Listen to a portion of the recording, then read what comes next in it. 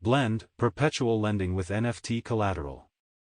Summary: Blend is a peer-to-peer perpetual lending protocol that supports arbitrary collateral, including NFTs, with no Oracle dependencies and no expiries. Borrowing positions can remain open indefinitely until liquidated, with market-determined interest rates. Blend matches borrowers who want to leverage their non-fungible collateral with lenders offering the most competitive rate using a sophisticated off-chain offer protocol. By default, Blend loans have fixed rates and never expire. Borrowers can repay at any time, while lenders can exit positions through a Dutch auction to find a new lender at a new rate. If the auction fails, the borrower is liquidated, and the lender takes possession of the collateral. Motivation for Blend comes from prior work on NFT-backed lending, including perp-like protocols, pooled lending protocols, and peer-to-peer protocols. Blend most resembles the peer-to-peer model but improves borrower experience by avoiding oracles, expiries, and optimizing for sophisticated lenders capable of participating in complex on- and off-chain protocols and using their own capital. Blend does not rely on oracles, as interest rates and loan-to-value ratios are determined by lender offers. Liquidations are triggered by the failure of a Dutch auction. It avoids expiries, allowing borrowing positions to remain open indefinitely, eliminating the need for borrowers to remember to close or roll their positions before expiry. Blend supports liquidations whenever a lender triggers a refinancing auction, and no one is willing to take over the debt at any interest rate. The protocol uses a peer-to-peer model, with each loan matched individually, focusing on sophisticated lenders capable of evaluating risks.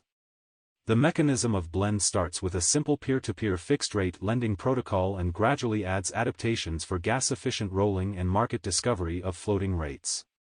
In fixed-term borrowing, lenders sign off-chain offers to lend a principal amount of ETH at a specific interest rate and expiration time, against any NFT of a specified collection. Borrowers browse offers and create an on-chain transaction fulfilling the lender's offer, putting their NFT in a vault with a lien on it and transferring the principal from the lender to themselves. Refinancing auctions are introduced to avoid harsh consequences for borrowers who forget to repay the loan before expiration. The protocol runs a competitive process to extend the loan using a Dutch auction in interest rate space. If the borrower has not repaid the debt at the expiration time, a refinancing auction begins. The new lender pays the full repayment amount to the old lender and takes over the loan until the new expiration time. Liquidation occurs when the Dutch auction does not find a willing lender, especially if the value of the collateral drops close to or below the value of the debt. Optimistic auctions and continuous loans are introduced to reduce wasteful processes and allow loans to continue indefinitely until some user interacts with the contract. Interest is accumulated continuously, and the repayment amount is calculated on the fly whenever needed. Blend's governance considerations revolve around parameters such as fees, maximum interest rate, and auction formula. In Blur's implementation of Blend, after a 180-day waiting period, these parameters can be managed by Blur governance to ensure optimal performance and adapt to changing market conditions in a decentralized way. In conclusion, Blend is a flexible and permissionless floating-rate lending protocol that supports arbitrary collateral, including NFTs, with no Oracle dependencies. It allows whatever interest rates and loan-to-value ratios the market will bear, providing a novel solution to NFT-backed lending. Content type: article, blog post. Content publisher: Paradigm, Galaga, Pacman, Toad, Dan Robinson, Transmissions 11. Publish date: May 2023. Crypto plus AI, uncovering the next unicorn. This episode of the Good Game podcast focuses on the convergence of AI and crypto and their applications, with the hosts discussing their experiences in AI and the potential for decentralized AI. Here are the main points discussed. 1. AI as a productivity enhancer. The hosts agree that AI, particularly GPT, is dramatically improving productivity in various fields. One host shares a personal experience of using GPT to quickly learn how to use an API, reducing the time spent from hours to just 15 minutes. They also mention GPT's impact on developers, with the potential to turn 1x developers into 10x developers due to significant productivity improvements. 2. Crypto solutions for AI challenges. the discussion centers on utilizing cryptographic technologies, like zero-knowledge proofs, ZKP, to address AI issues such as data privacy, centralization, and operational efficiency. The speakers explore how anonymized yet authentic data can enhance security and privacy in applications like insurance claims processing and medical diagnoses.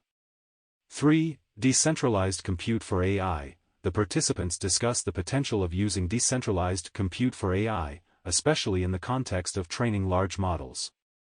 They mention the main bottleneck, which is data transfer between devices.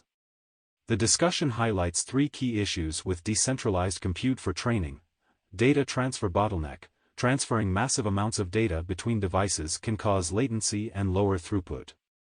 B. Heterogeneous computing. Different devices may have different types of GPUs, which can affect performance.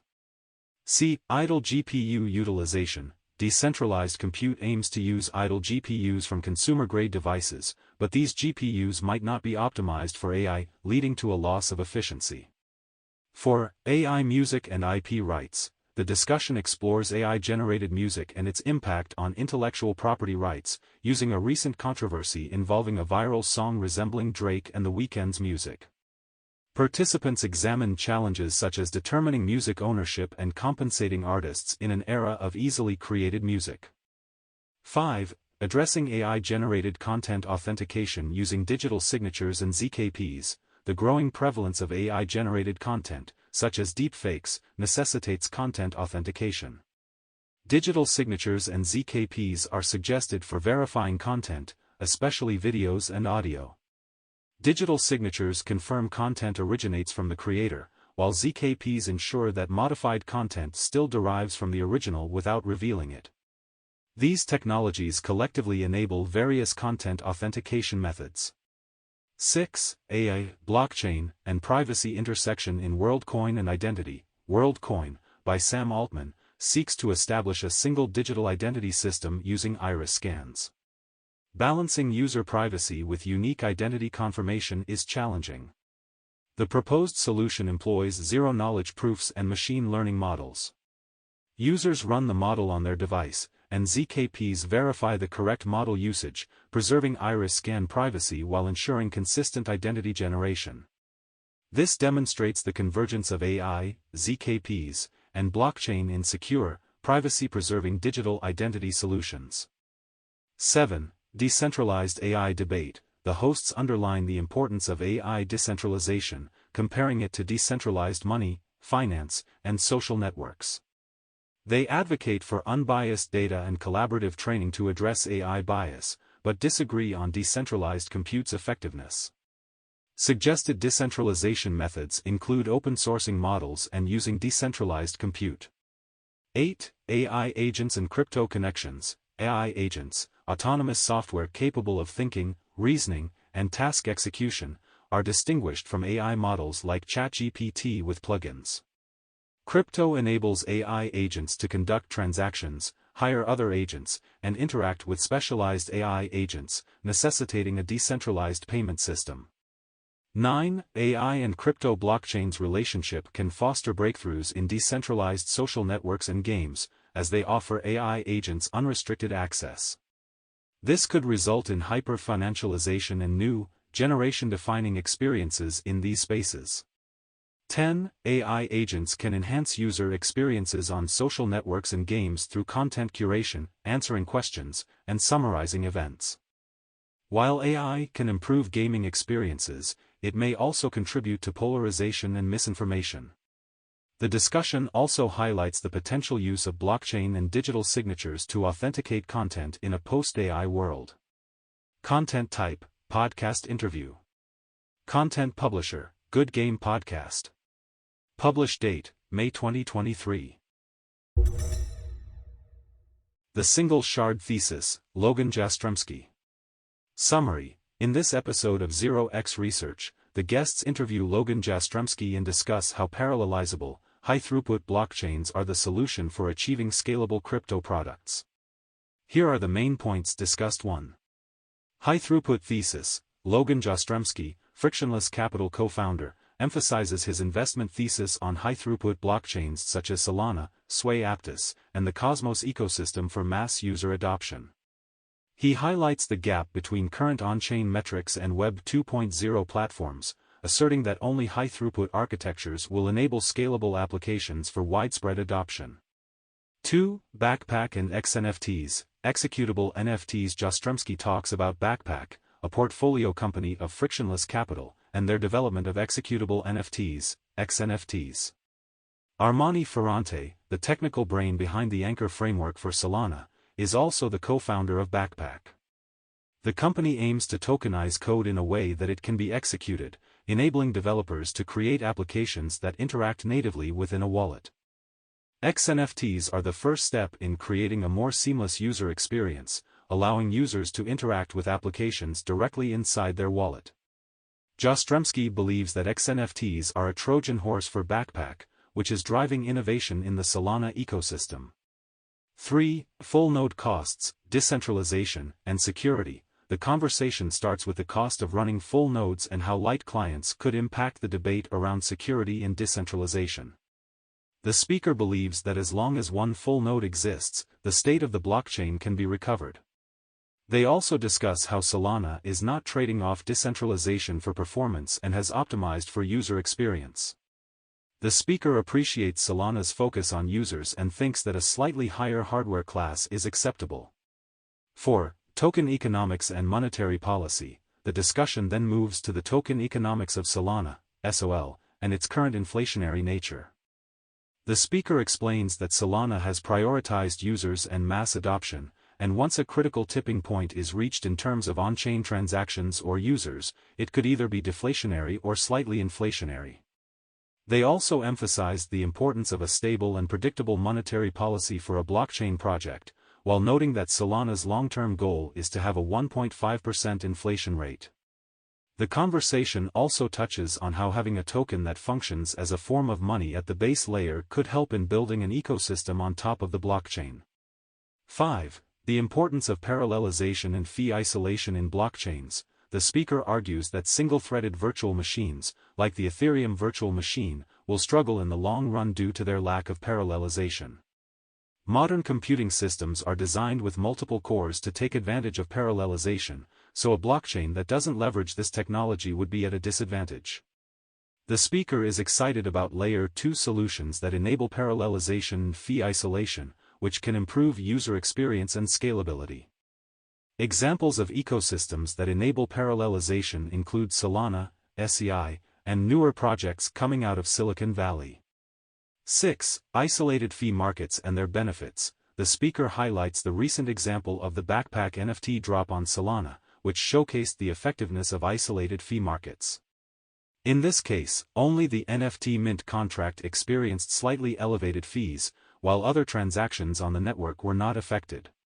This ability to isolate fees for specific contracts is enabled by parallelized virtual machines, which the speaker believes will become an industry standard.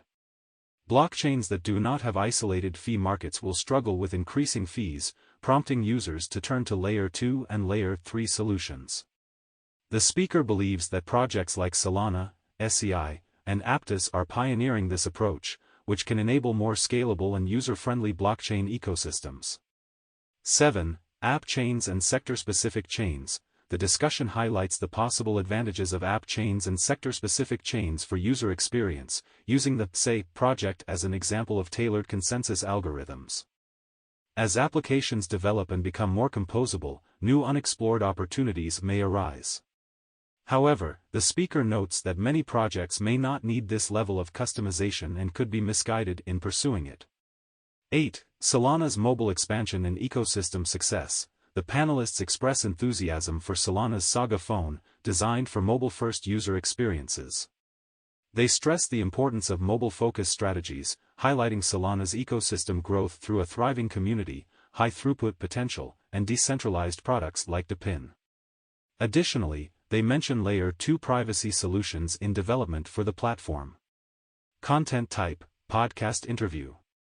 Content publisher, Blockworks. Publish date, May 2023. Finding Alpha and Being Contrarian, Tushar Jain. Summary: in this episode, Logan interviews Tushar Jain, co-founder of Multicoin Capital on Layer 1 tokens, physical infrastructure networks, composability, Solana's progress and the use cases of AI in crypto. 1. Layer 1 tokens poised to surpass traditional financial assets as most widely owned fungible asset. The speakers discuss the potential for Layer 1 tokens, such as Ethereum and Solana, to become the most widely owned fungible assets globally. Tushar believes that Layer 1 tokens will surpass traditional financial assets like equities, fixed income, and bank accounts as they provide value as a commodity, a capital asset that produces income, and as a future form of money. As more people own and use these tokens, their moneyness property increases, setting the stage for a multi-trillion-dollar outcome for the winning Layer 1 platform. 2. Physical infrastructure networks and the new wave of capital formation. The speakers discuss the idea of physical infrastructure networks and their impact on capital formation. Tushar explains how these networks, like Helium and Hive Mapper, represent a new method of capital formation that wasn't previously possible. They facilitate coordination and collaboration among participants in a decentralized manner, allowing people to build businesses that address consumer needs. The speaker highlights that these networks can harness the boom and bust cycles of the crypto markets to create real-world infrastructure that remains valuable even after a financial bubble has popped.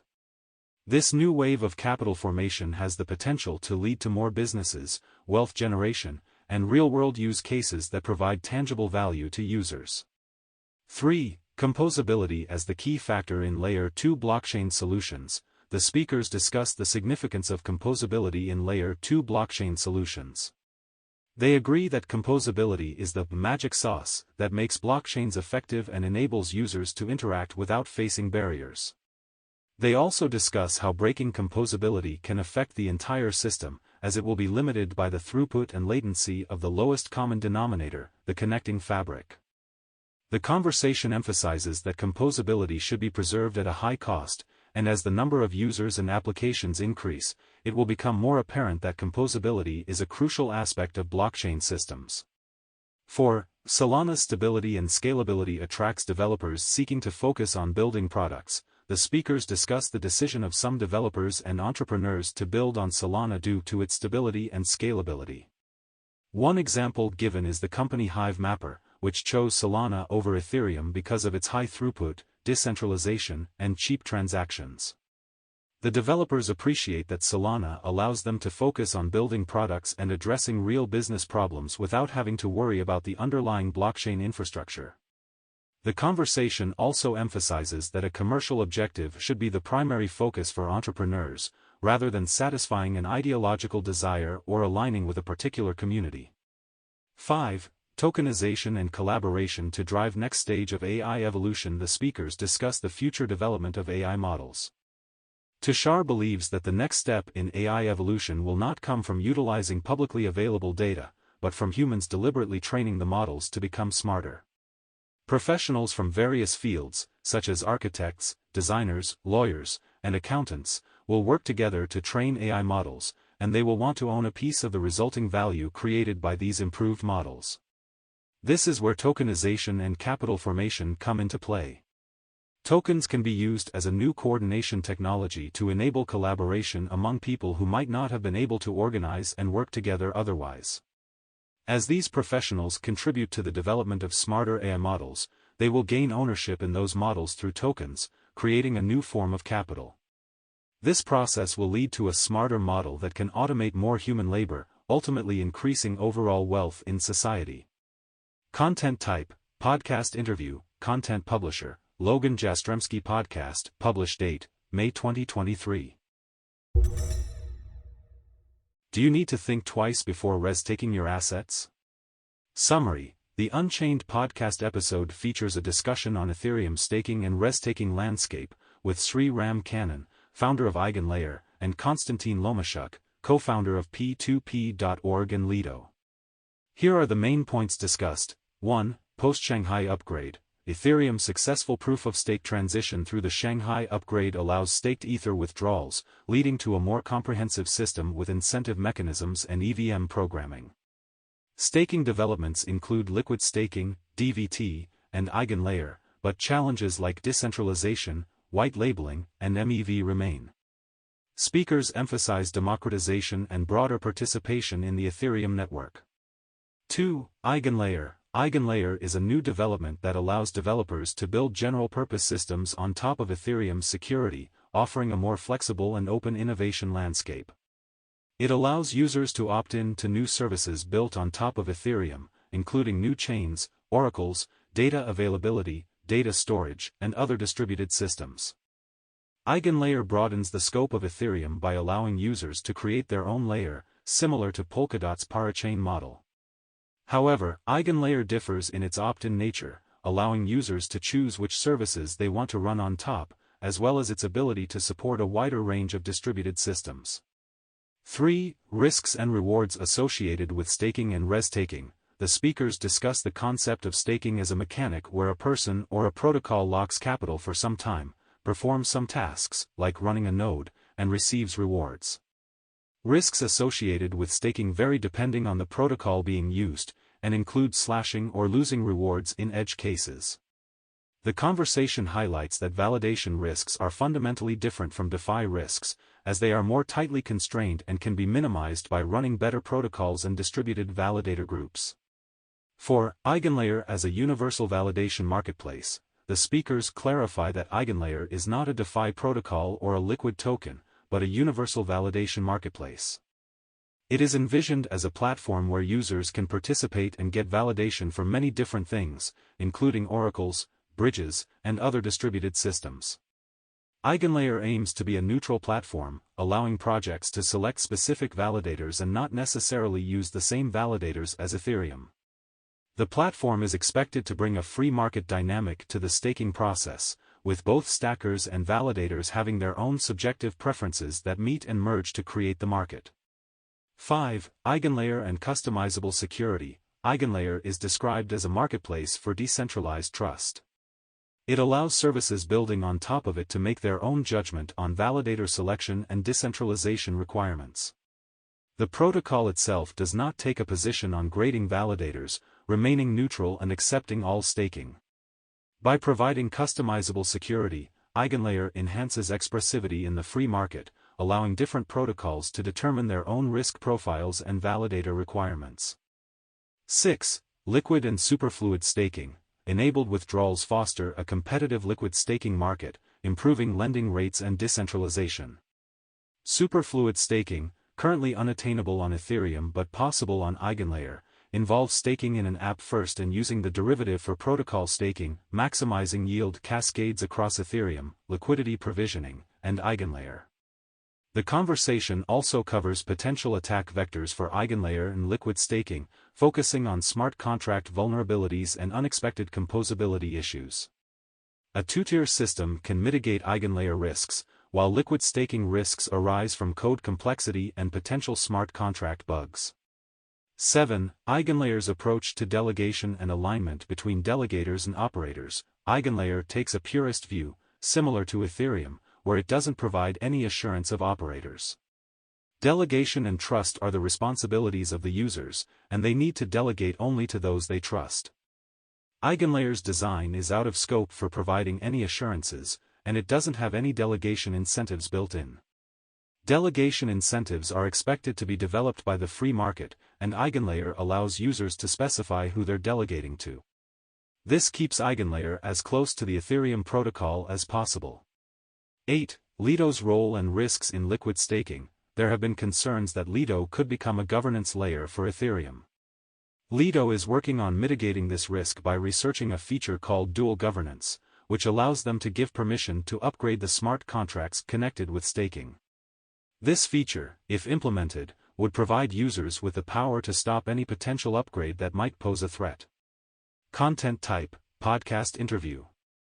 Content publisher, Unchained. Publish date, May 2023. Bitcoin mining broken down, is the future green?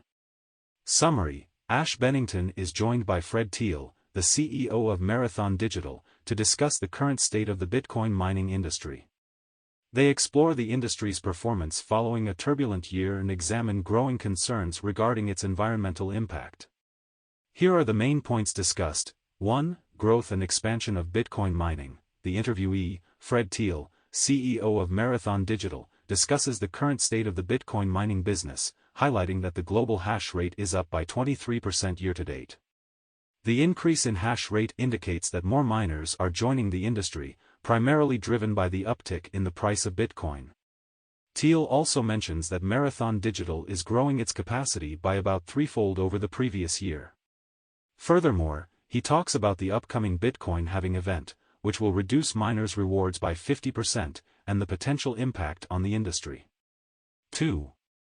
Energy and environmental aspects of Bitcoin mining. Thiel explains the energy dynamics of the Bitcoin mining industry and how it contributes to grid stability, lowers the cost of renewable energy for consumers, and supports the growth of renewable energy in the United States. He mentions the challenges of balancing supply and demand in the energy markets, specifically the peak load problem, and the role of Bitcoin mining as a base load offtake customer. Thiel emphasizes the need to educate lawmakers and their staff about these aspects, in order to create informed opinions and establish a better regulatory framework for the industry. 3. Renewable energy in Bitcoin mining. The speaker explains that renewable energy sources, such as solar and wind, often generate excess energy during off-peak hours when there is less demand. Bitcoin miners can step in and use this excess energy, providing a base level of revenue for the renewable energy provider. This helps make renewable energy projects more profitable and can lead to lower energy costs for consumers. Bitcoin mining as an industry is over 50% fueled by renewable energy, which is higher than the U.S. grid's average of 25 to 26%. The speaker argues that Bitcoin mining is an environmentally friendly industry that does not generate CO2 emissions and uses renewable energy. 4th, Bitcoin mining and the power grid. The speaker emphasizes that Bitcoin mining uses a small fraction of the total electricity generated globally, less than 1%. Bitcoin mining also uses less energy than ATMs, holiday lights, and video game consoles. They argue that people should be more educated about the energy markets and understand the benefits that Bitcoin mining brings to the grid. Bitcoin miners can also help balance the grid by adjusting their energy usage depending on demand. For example, during times of high demand or grid stress, Bitcoin miners can quickly shut down their operations, freeing up energy for the general public. When there is too much energy being generated, miners can start their systems back up to use the excess energy. This balancing act can help fund more renewable energy projects and ultimately decrease the cost of electricity for consumers. 5. Marathon Digital to fund academic research on energy usage in Bitcoin mining. The speakers discuss Marathon Digital's plan to fund academic research into energy usage in the Bitcoin mining industry. This move aims to provide unbiased information on energy consumption in the sector, countering potential accusations of bias if the company were to publish the data themselves. The company also plans to work with energy companies and the general public to educate people about energy usage, as the need for energy education in the United States extends beyond the Bitcoin mining industry. Content type, podcast interview. Content publisher, Real Vision. Publish date, May 2023. Gaming Reimagined with Noor, What You Need to Know. Summary: The Edge podcast hosts interview Brooks Brown is the founder and CEO of Noor.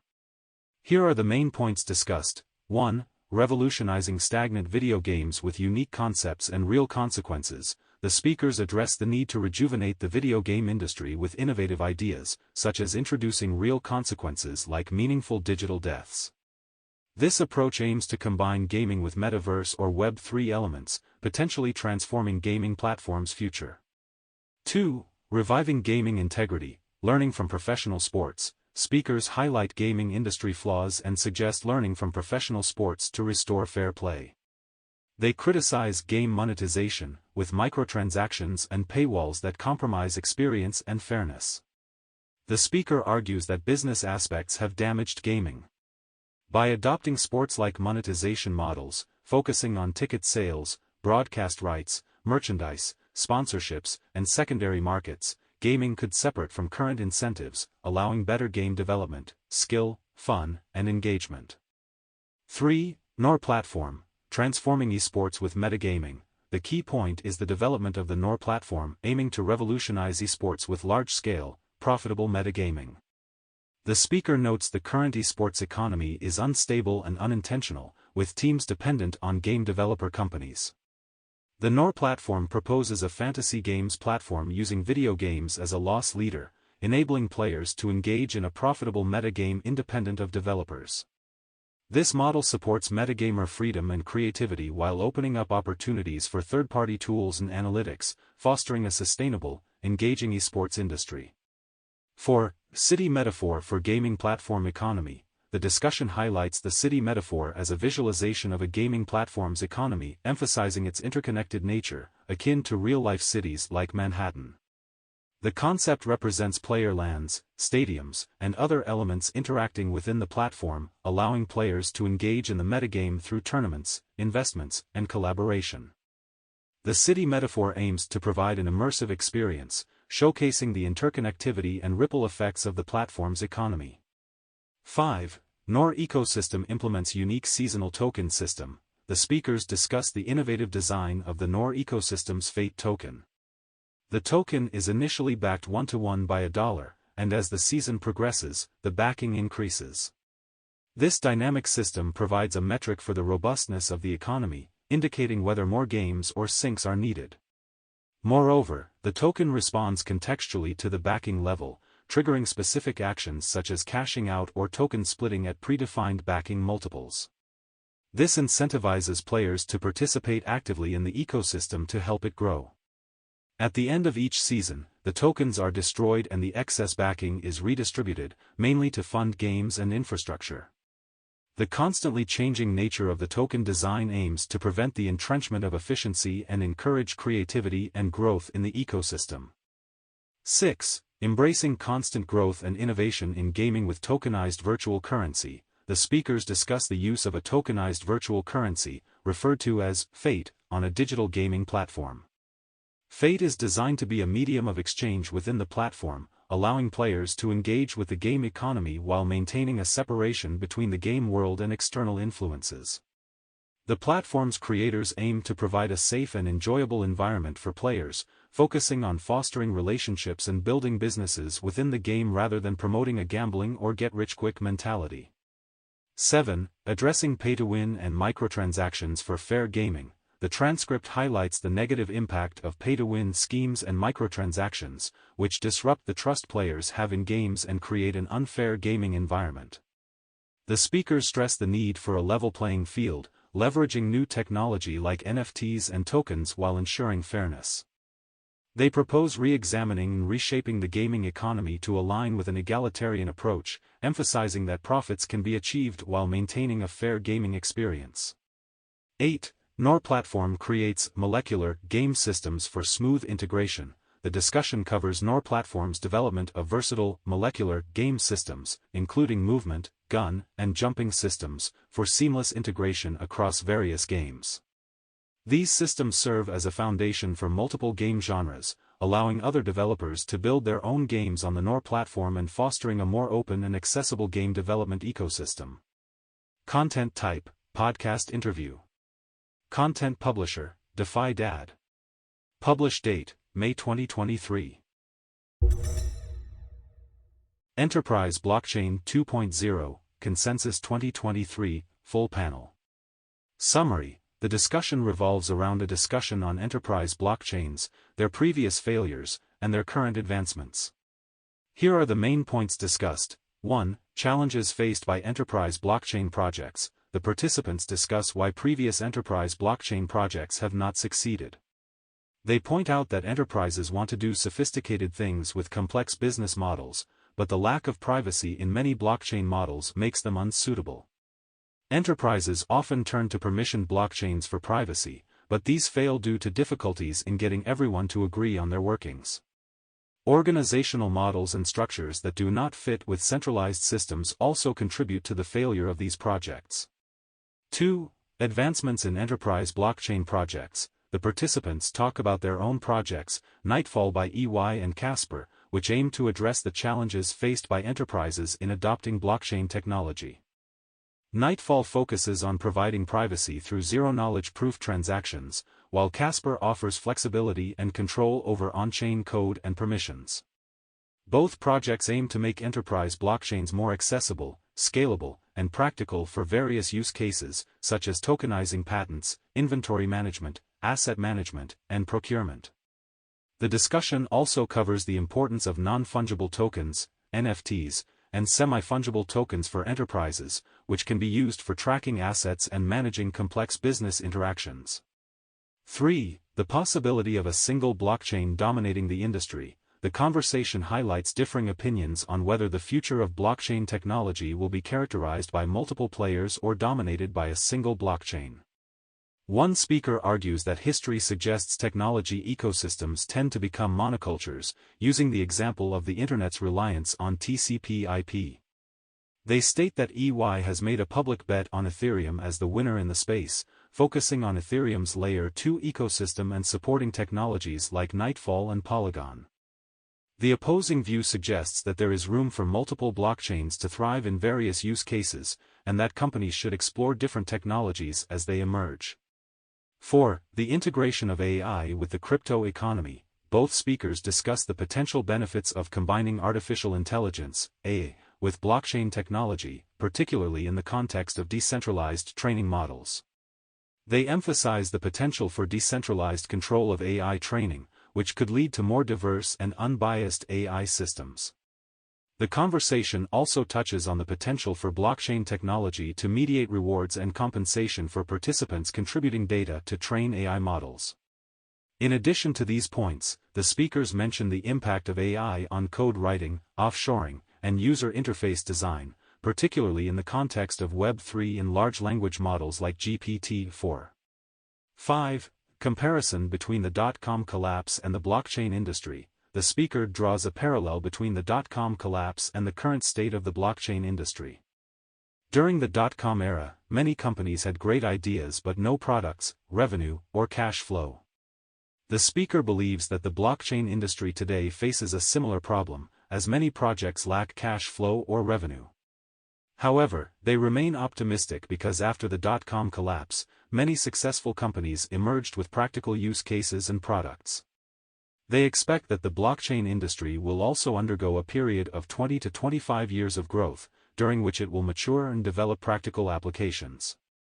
6. Enterprise adoption and Internet of Things, IoT, integration with blockchain. The speaker emphasizes the importance of delivering value to enterprises and gaining legitimacy for blockchain technology.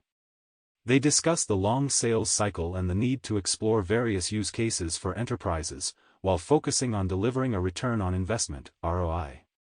Furthermore, they highlight the potential for integrating IoT with blockchain, particularly in supply chain logistics and other applications that require temperature control, such as cold chain tracking, pharmaceuticals, and blood transportation. They envision a future where NFTs are used to control access to physical assets, such as cars or homes, through IoT devices. Content type, podcast interview. Content publisher, CoinDesk. Publish date, May 2023. How rollups will decentralize their sequencer. Summary. This episode of Empire covers Layer 2, L2, solutions, specifically rollups, and their relationship with security, decentralization, and the potential risks associated with centralization. Here are the main points discussed. 1. Developing decentralized shared sequencers for Layer 2 scalability. Current Layer 2 solutions like Arbitrum and Optimism use centralized sequencers for performance and user experience, sacrificing blockchain's core principles of credible neutrality and anti-monopolism. Shared sequencers decentralize the sequencing process, retaining these principles while offering modular scaling. Centralized sequencers risk losing neutrality and enabling monopolies, which shared sequencers can mitigate. 2. Security and potential risks in L2 solutions. The participants discuss the security aspects of rollups, focusing on the possibility of funds being stolen or locked. They mention that, while funds cannot be stolen in most existing L2 solutions, e.g., Optimism, Arbitrum, due to escape hatch mechanisms, there are other concerns such as censorship and transaction finality. They highlight that trusting soft confirmations from a centralized sequencer could lead to reversals of transactions, making the security question more nuanced and complicated. 3. Using Layer 1, L1, as the sequencer for L2 solutions. One participant raises the question of why L2 solutions need a separate sequencer and suggests using L1 for data ordering and availability. Another participant explains that using L1 for data ordering and availability is possible, and rollups primarily separate ordering from execution. They also mention that there are design trade-offs in using L1 for these purposes, and there is room for improvement in Ethereum's handling of data availability and ordering. The participants also discuss the benefits of having more options for users through multiple ordering services, such as the approach taken by Espresso. 4. Decentralized sequencers for enhanced user experience and interoperability. The speakers emphasize the benefits of decentralized sequencers in Layer 2 solutions, providing faster block times and improved user experience. While users may not prioritize decentralization, they value its advantages, such as composable applications, shared liquidity, and interoperability. Decentralization also allows for better services like Flashbot's transaction guarantees. Competition among blockchains might provide some decentralization, but may not ensure long-term resilience against centralization. Thus, users prefer Layer 2 solutions with decentralized sequencers for better experience and interoperability. 5. Decentralized sequencing layer boosts economic value through shared infrastructure and state. The speakers examine a decentralized sequencing layer for rollups to create a consensus protocol with centralized sequencer features, such as low latency and fast confirmations. By sharing Ethereum's infrastructure and state, this approach increases economic value and enables rollup companies to focus on core competencies without building their own consensus protocols. Unlike AWS, this blockchain integration promotes a more valuable ecosystem. 6. Exploring complex economic implications of MEV allocation in shared sequencers. The speakers delve into the economic implications of MEV allocation in Ethereum's Layer 2 role UPS and the challenge of allocating extracted value between role UPS and stakeholders. They agree that the shared sequencer will likely extract most MEV, but the revenue-sharing challenge remains. This complex economic research question requires more investigation and collaboration for effective solutions. 7. Block times and shared sequencing. The speakers share a similar perspective on how shared sequencers define the block time of role UPS that use the shared sequencer. They discuss how the block time of the sequencing layer is just the block time of the sequencing layer and can build an application on top of it that introduces a different kind of latency. The conversation also touches on how applications or smart contracts on Ethereum could effectively have a longer block time. The speakers then delve into the competition aspect of shared sequencers and how different projects, despite being competitors, can still cooperate on a shared mission, research questions, and industry growth. 8. Res-taking risk and timelines. One speaker expresses a somewhat negative view on res-taking, comparing it to rehypothecation of risk with potential failure modes. They predict a pendulum-like movement between expansion and contraction. However, another speaker disagrees, highlighting the difference between personal and systemic risk in res-taking. They believe slashing should be used for non-accidental protocol deviations and argue that faults across systems aren't always independent or uncorrelated. Content type, podcast interview. Content publisher, Blockworks. Publish date, May 2023. Bankless Weekly Rollup, first week of May 2023. Summary. In this conversation, the speakers discuss a variety of news events related to finance, the banking sector, and the cryptocurrency industry. Here's a detailed overview of each event. 1. Jerome Powell and the Federal Reserve raising interest rates. The Federal Reserve increased interest rates by 25 basis points, reaching a range of 5 to 5.25%, a 16-year high. The rate hike aims to combat inflation but has caused economic turmoil, particularly in the banking sector. 2. Bank failures. The interest rate hike led to another bank failure, the third major one in recent times. The speakers discuss the possibility that the Fed's policy decisions could result in cascading bank failures and high inflation. 3. Balaji Srinivasan's early capitulation on his Bitcoin bet. Balaji Srinivasan, who previously bet that Bitcoin would reach $1 million by June 17, admitted defeat early by donating $1.5 million. 4. Mainnet launches. The speakers touch on recent mainnet launches for projects such as EigenLayer and Sui, as well as announcements from Axelar and Lens. 5. Coinbase International. The speakers mention the announcement of a new international exchange by Coinbase. 6. The debate over the Federal Reserve's actions. The speakers discuss criticisms of Jerome Powell's actions, including Jim Bianco's argument that the Fed knew the risks of bank failures but pursued a hawkish policy anyway. They also discuss the counterargument that the Fed can surgically intervene and catch distressed banks, preventing a cascade of failures. However, the speakers express concern that this strategy may lead to unintended consequences, such as bank consolidation and nationalization. 7. First Republic Bank failure. The First Republic Bank, based in San Francisco, recently experienced the second-largest bank failure in U.S. history. The FDIC took possession of the bank and auctioned off its assets, with J.P. Morgan winning the auction. 8. Comparison of U.S. bank failures since 2002. The transcript discusses a chart showing the bank failures in the U.S. since 2002. The conversation raises concerns about whether the current failures represent a new wave of bank crises due to the rising interest rates.